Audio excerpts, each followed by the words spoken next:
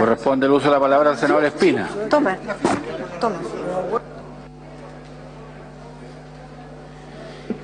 Señor presidente, la verdad es que este es un debate en que lo primero que tenemos es ponernos de acuerdo si todos estamos interpretando la norma de la misma manera o no, porque a mí me da la idea que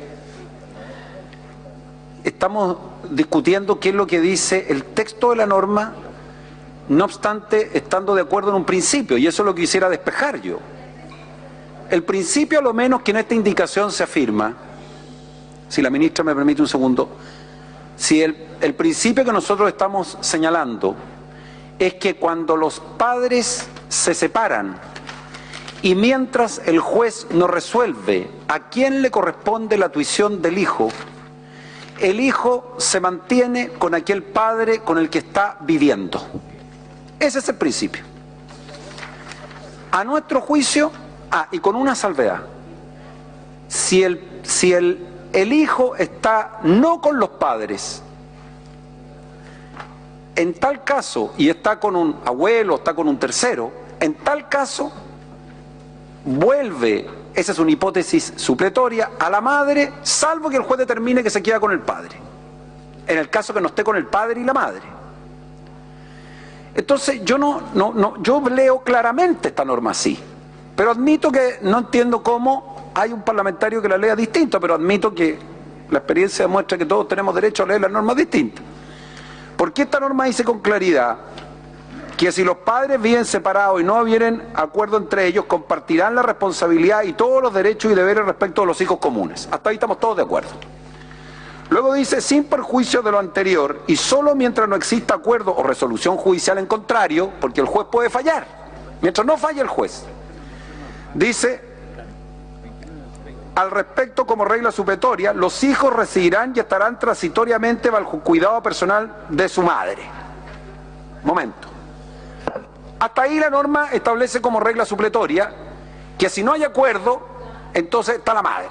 Pero si ahí terminara el artículo, yo le diría, tienen razón, parece un hecho injusto, porque lo que se quiere corregir es la norma vigente actualmente, que de manera injusta le atribuye per se a la madre la tuición de los hijos cuando se separan.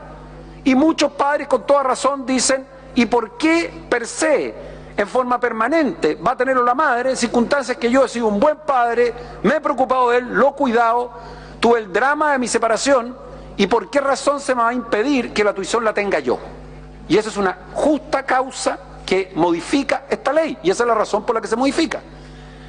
Pero el artículo que estamos analizando agrega,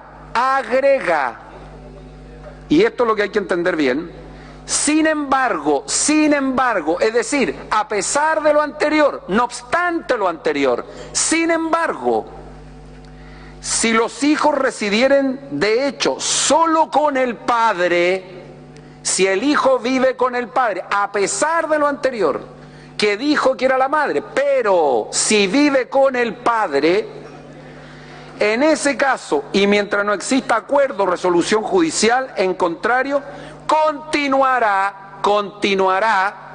transitoriamente bajo el cuidado personal del padre. Entonces, señor presidente, yo quisiera sugerir lo siguiente. Si estamos de acuerdo en el concepto, busquemos una redacción que nos deje a todos tranquilos. Porque si tenemos un acuerdo en este principio, entonces no nos vamos a poner a discutir, porque la diferencia que tenemos es cómo estamos interpretando el texto. El problema sería que tuviéramos una diferencia del contenido del texto. Pero si todo, como le dice la senadora Lili Pérez, es de forma y de fondo, pero si todos coincidimos en el principio que frente a la dura realidad de la separación, el hijo se mantiene con el padre con que se encuentra viviendo mientras no haya acuerdo o mientras el juez resuelva, entonces lo que tenemos es un acuerdo de fondo y lo que tenemos que hacer es simplemente ponernos de acuerdo a redactar la norma en conjunto. Yo a lo menos, señor presidente, estoy llano a que podamos buscar una redacción de común acuerdo para resolver algo en que las diferencias son más de forma que de fondo, según he podido entender yo hasta ahora. Ese senador tiene la